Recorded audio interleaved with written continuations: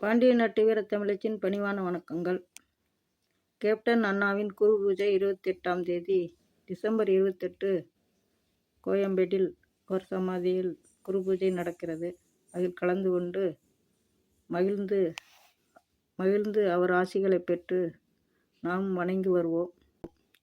கோயம்பேடு கோவிலிலே கூட்டத்தை பாரு, கூடியிருக்கும் சனங்கள் முகத்தில் ஏக்கத்தை பாரு. குருவாக பிறந்து வந்து குலப்பெருமை காத்தாரு, தேடி வந்த மக்கள் மனதில் தெய்வமாக நின்னாரு.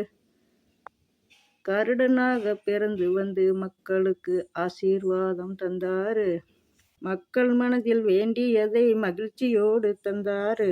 பாசத்தோடு தேடி வந்த மக்கள் பசி தீர்த்தாரு. வாரிக் கொடுத்து வள்ளலாக வரலாற்றில் இடம் பிடித்தாரு. ஏழைகள் வழிகளை உணர்ந்ததாலே மாமனிதன் ஆனாரு. கடவுளை போல் மக்களுக்கு தொண்டுகள் பல செய்தாரு. தவறுகளை மன்னிக்கும் போது தாயாக இருந்தாரு. திமுக தொண்டர்கள் மனதில் தேனாக இனித்தாரு. தெய்வ திருமகனை பெறுவதற்கு அந்நியார் என்ன தவம் செய்தாரோ, தெய்வங்களிடம் ஆசீர்வாதம் பெற்றாரோ. அண்ணாவின் வாரிசுகளை கருவாக சுமப்பதற்கு அந்நியார் என்ன தவம் செய்தாரோ.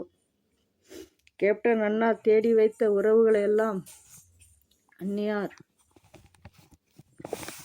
உறக்கம் இல்லாமல் கட்டி காத்தாரு.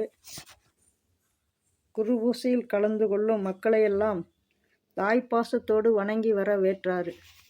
சித்தராக பிறந்து வந்து சிறப்போடு அண்ணா வாழ்ந்தாரு. சீவ சமாதியில் தெய்வமாக இருக்காரு. அவரை வணங்கி நாமும் மகிழ்வோம். என்றும் அன்புடன் முத்துவள்ளி சங்கர்.